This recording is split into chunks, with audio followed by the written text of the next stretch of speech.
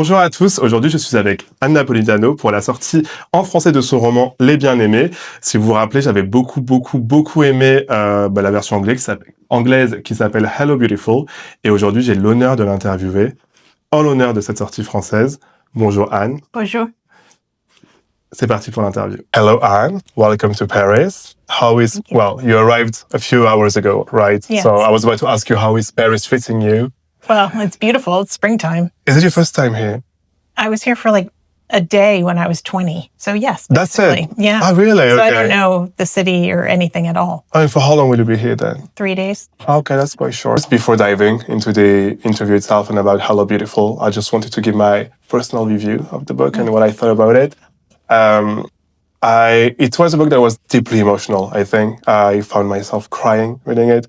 I smiled a lot. Sometimes I was kicking my feet out of frustration about some characters and that kind of stuff. But what really struck me in the book is how much tenderness there's in the story and such a presence of really simple joys. So if I may ask you, is there something quite simple that brings you joys lately? I think actually springtime brings me joy. It seems like a miracle every year to me when the buds come out on the trees for the first time and the flowers start coming up. And landing in Paris and seeing springtime here is wonderful. And then I think this might be terribly American, but I got a walking pad, like a treadmill that goes under my desk at home. Okay. Which goes really slowly. It's just for walking. Okay. And so I can walk while I type, so I'm not sitting all the time, and doing that actually brings me a lot of joy too. That actually, I think I kind of want the link to buy this later. Oh, really? That I feel like nice. It might be terribly American. Like, how can you be more productive while you're working? And it's not to be productive. I just can't sit for like 9 hours a day. So It's very nice. That makes sense. Okay, thank you. Let's talk about William Waters. That was one of my favorite characters of the book. Am I saying it right? Yeah. William Waters, Yes. right? Okay, he's really a quietly complex character. That's how I would describe it.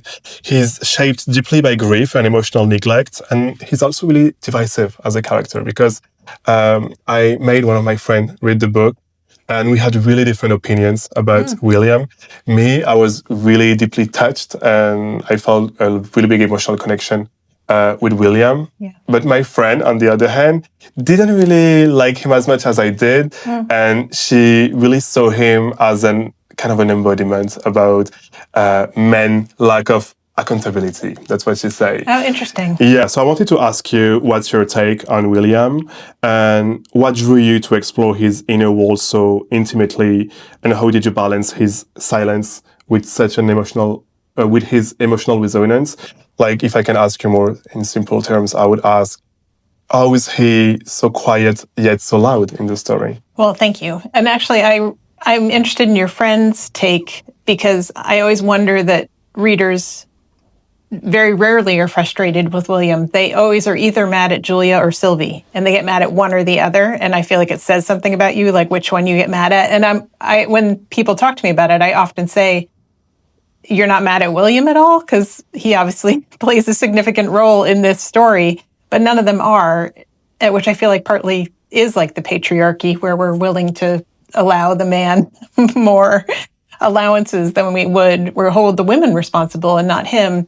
But I also think it's because he's so sad that the nurturing, gentle part of ourselves all want him to be okay, and we worry about him.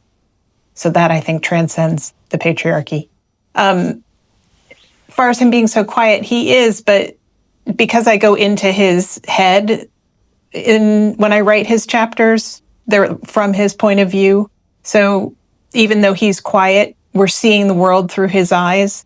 And because the book starts with the first paragraph being what happened in his family, really before and the week he was born, basically, I think that sits inside our understanding of him throughout the book. And that is a quiet, silent thing that didn't even have anything to do with him, but shapes his entire life. So I think it's not as critical how little he says, but you feel this sort of river of sadness inside of him as he moves throughout the book. And so I think it allows the reader and me to to feel connected to him, even though he's not as loud or vibrant or feisty as like the Padavano sisters are. I am myself the oldest in a big family. I have a lot of siblings. And I was also really drawn to Julia's character, even though she's also like herself really divisive in her behavior. She was really relatable to me because sometimes as the oldest, you have to act selfish for your own sake, especially if you don't want to live in your family's shadows when it comes to expectation and how you have to act as the oldest. And I thought you really nailed the dynamics of a big family with the Padavano sisters. Each siblings feels so distinct, but somehow through your writing, and it's almost like magic, somehow you managed to really capture the deep unspoken bond that ties them all together. Sisters each feel like fully formed individuals and almost like distinct four expressions of love and identity. So how did you approach writing such distinct voices within the same family? I spend 9 months before I start writing where I don't let myself write, where I just think about the book and try to figure out as much as I can. And I knew I wanted to write about 4 sisters. And I knew that 2 of them were going to become involved with the same man, even though I didn't know at first what that was going to look like. And so during that thinking period, I sort of thought about each girl in turn and what made her her. And I wanted them to be different. And I was really interested in writing about twins as well, in the ways that they're sort of, twins are entangled in each other. And then in this kind of sisterhood, that the sisters themselves are also, I feel like they have the same roots and their roots are entangled, like under the ground. And so I was equally interested as the writer in making each girl herself and in showing that their roots were entangled. And it was really fun to have those four girls be so different. And I love them all. William and Sylvie, they have a really special relationship. I don't want to get too much into details for our viewers who would like to read the book. I don't want to spoil anything. But they have such a special relationship. And while reading about them, I was asking myself, would the relationship would have been different if it wasn't for Julia's behavior and the family dynamics? Do you think their connection would have been different if they hadn't grown up in the shadows of someone else's needs or expectations? Yeah, I think that what sort of changes their relationship with each other is because of like several things happening, sort of in the same period of time. Like this isn't really a spoiler, but the girl's father dies, and that affects the 4 daughters very significantly, Sylvie and Julia.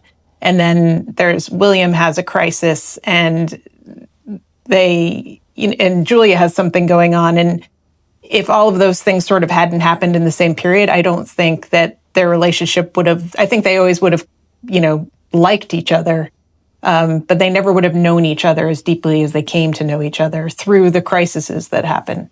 So I think all of those things were required: Julia's presence, Julia's personality, the death of the father, and then the sort of the other things that Sylvie and William were also bringing into the story. It's like a perfect storm that changes everyone.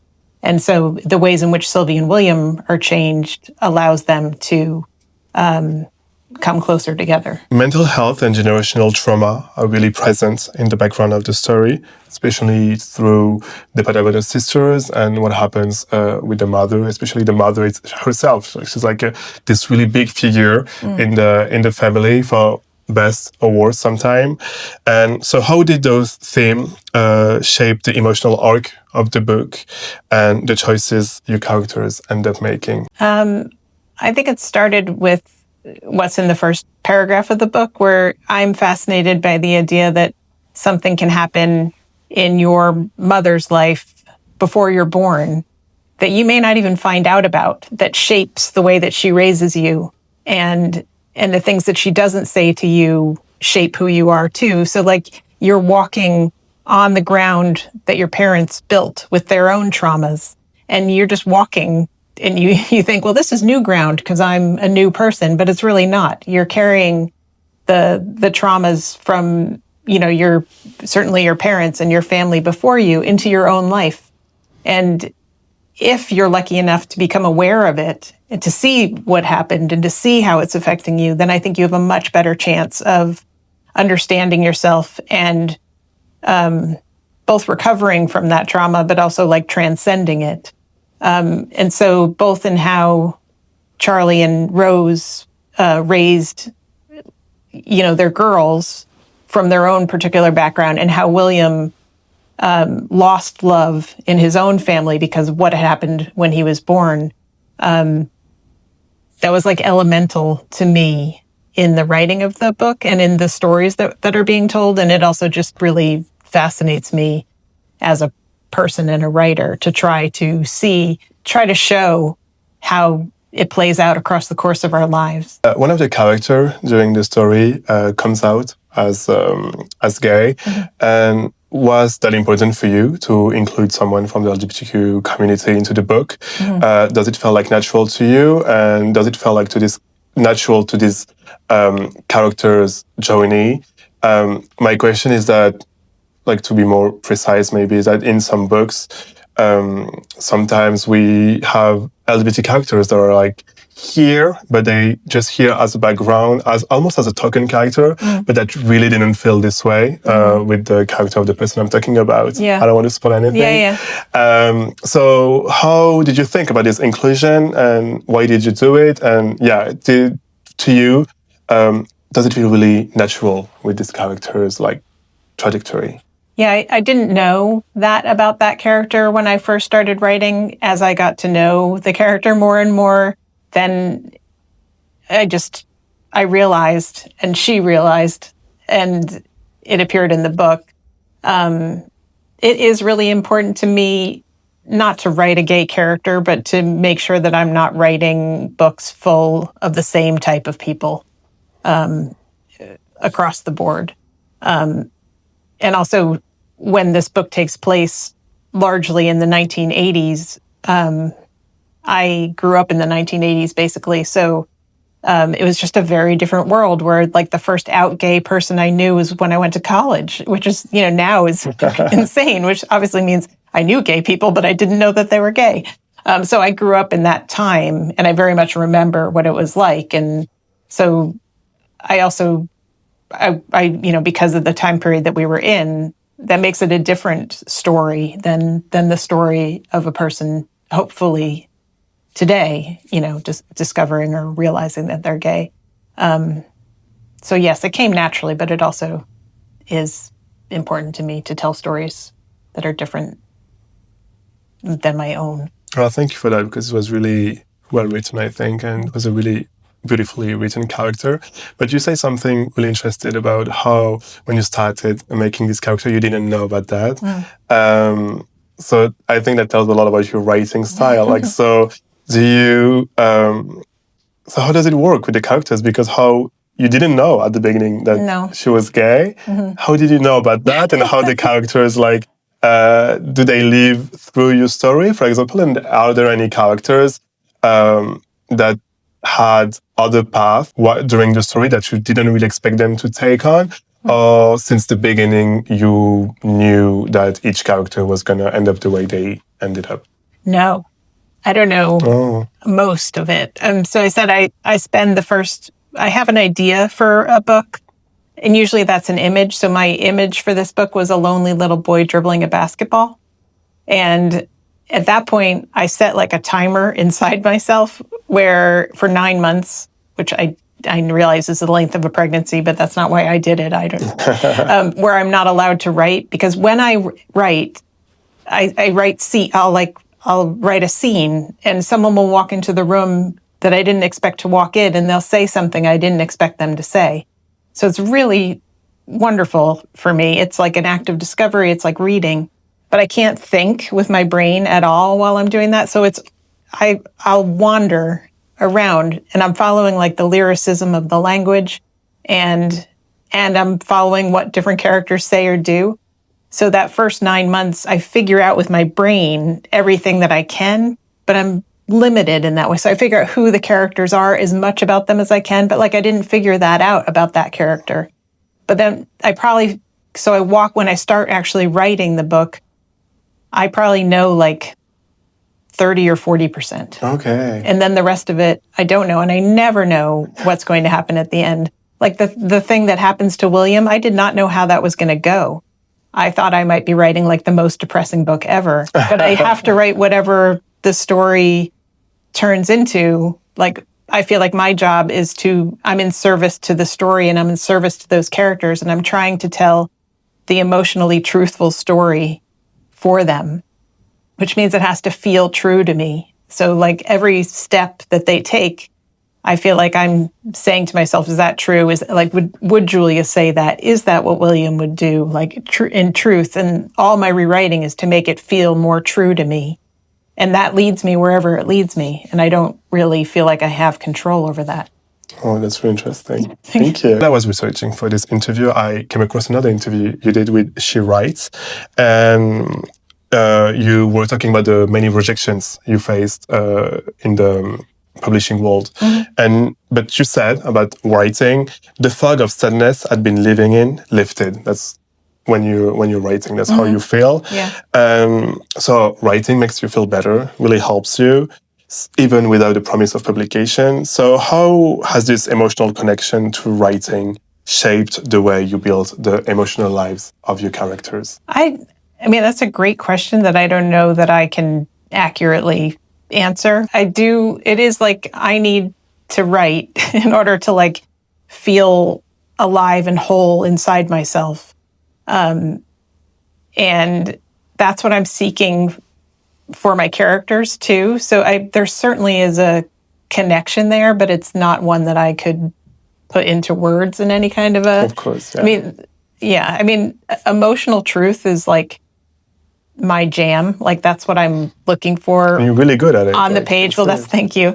That's what fascinates me. And that's what like makes me nervous when I'm writing, that I won't figure it out. Like I'm nervous every day when I'm writing that like I won't fully express this character. Like I'll leave some small truth out that is critical. And so it drives me through the book, like to show up for these characters, I guess, you know, in a way that writing shows up for me and allows me to be a whole and happy human. So there's something in there, but I just don't know what it is. Now that the book is being introduced to to French readers, do you think the themes, so family bonds, loss, resilience, will resonate differently with the French audience than they do with the audiences in the US, for example? I think you'd have to ask the French audience. I mean, obviously family bonds, you know, love, loss, those are universal stories. Yeah. There's nothing American about them per se, but I am fascinated by how different countries resonate with different books. Just as a reader, like books that I love that don't do well at all, and you know, in certain countries, or books that do really well in America that do terribly even in England. I think it's really interesting, but I have no idea. I hope that they like it. That's interesting what you say about the reception and how sometimes the same book that can be really successful in a country are sometimes like complete flops in other countries. Yeah. It happens really. There's a debut that came out last year by an English writer. It's called In Memoriam, and her name is Alice Wynne. Oh, yeah. Oh, I don't know if it got published in France or not. It's published here, actually, in the same... I love that book so much. It was my favorite also. I loved it, but it didn't work out here. No, not here. It didn't. In France, not that well, right? It was really big in England and not very well. It didn't sell very well in America. Oh, it's funny you talk about this book because I loved it so much. Well, so did I. So that's why. Yeah, it was so like so that's beautiful. a book that I keep asking like foreign publishers that I meet, and I'm like, why did it like? That book is wonderful. Yeah, it is. Yeah. So like, why did it not work is so interesting to me. Well, that's funny because you're sharing the same publishing house in France. I didn't know that. Last question, not really about the book, but more about you. What are you reading at the moment? Oh, I'm reading all the time. I'm reading a book for research right now for the new book that I'm working on. And that's a nonfiction book called And the Band Played On, which is about the AIDS crisis in the 1980s. And it's amazing, actually. It's a very famous book. Okay. And then I'm reading a book called Beautyland by Marie-Helene Bertolino. who's an American writer. And it's also very good. I'm in the midst of it right now. I'm always listening to a book and reading a book. And then usually I'm reading a book that hasn't come out yet as well. It's a blurb. But those are the two that I'm reading right now. Recently, a really nice book about the AIDS crisis. It was so good. It was called The Great Believers. I love that book. So good. It's so good, right? So good. I loved it. Isn't part of the present tense story set in Paris? Am I wrong? Yes, right. Yeah, yes, it is. yes. 2015, I called it in Paris. Yeah. Oh, I love that book. Well, thank you so much. We're at the end of this interview. So thank you for giving me the time. Much. I'm really honored, really. Sorry for my English. I was a bit nervous. Your English is amazing. Thank you. Donc, merci d'avoir suivi cette interview. Nous étions avec Ann Napolitano pour Les Bien Aimés, qui est disponible aux éditions Les Escales. Pardon, j'en perds mon français. Je switch de langage, ça devient compliqué. Et donc, merci de nous avoir suivis. Et merci à Anne. Au revoir. Merci.